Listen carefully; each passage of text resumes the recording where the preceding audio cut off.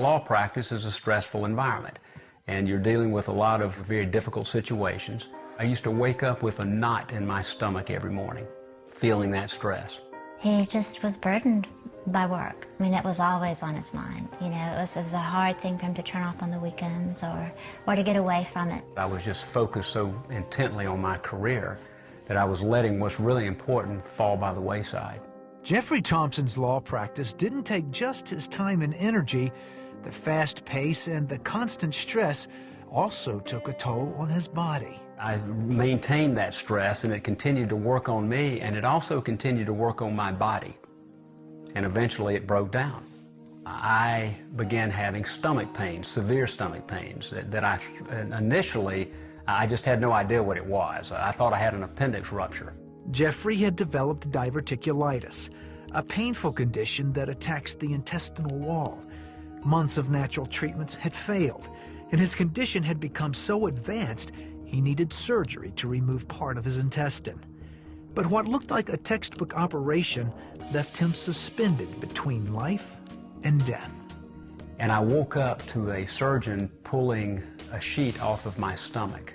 And as I looked down, I knew immediately something was terribly wrong. And then I looked into the surgeon's eyes, and I could see concern on his face. He had been hemorrhaging for almost 24 hours. And they had continually given him blood, but it was hemorrhaging into his abdomen, and they didn't know it, into his stomach.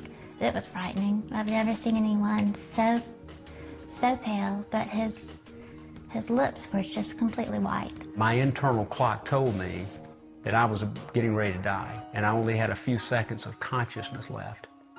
I reached up to grab my wife. I was just wanting to tell her how much I loved her and tell her that I was getting ready to leave her.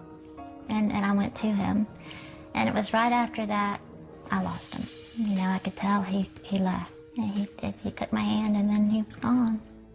And my wife came to my center torso, and I began to rise out of my body up into that room. Everything was going haywire down below me. They were saying, I'm going to lose him. They were doing everything they knew to keep him alive at that point. It looked like it was a disaster going on, but it was the sweetest day of my life. I never had any pain, and I never had any fear.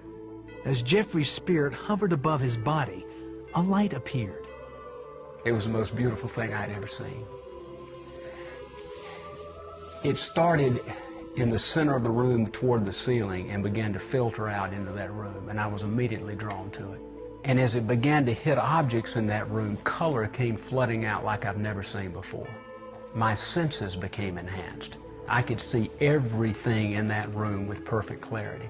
There was an entire dimension that we just simply don't see on Earth. I've never been more alive than I was at that moment. It was incredible. I suddenly had an overwhelming sense of God's presence, of His love, of His peace, of His joy. The thing that was just so incredible to me is how the maker of this universe, who can make the sun, the moon, and the stars in this earth and us, can come down and hold me and comfort me and love me as if I'm the only person in the universe. And I remember thinking about the prodigal son. That's what came to mind for me, that long-lost son that had gone out and strayed, and he had come back home.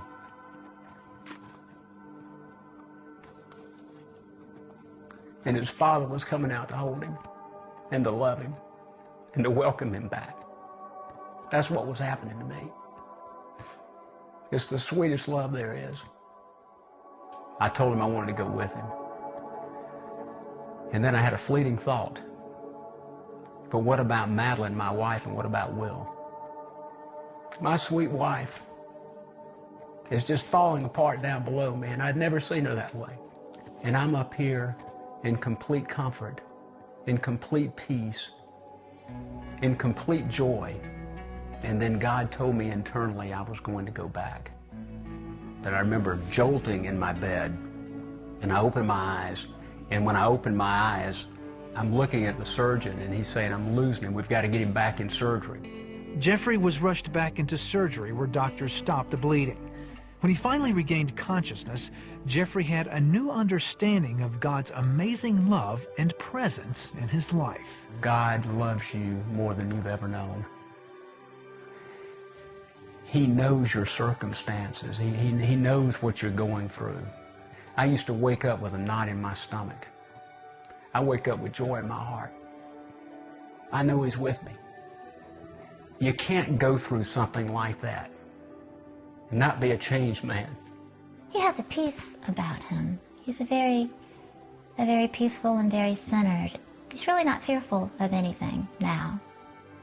Jeffrey's recovery was long and difficult, but the peace, joy, and love of God he found on the day he faced death is now with him in everything he does. There's a peace and a love there like I can't describe to you. And it's an entirely different way of living. I've never enjoyed living more, and I understand now what's really important. I want to live for God, and I pray that He'll give me the opportunity to continue to do that.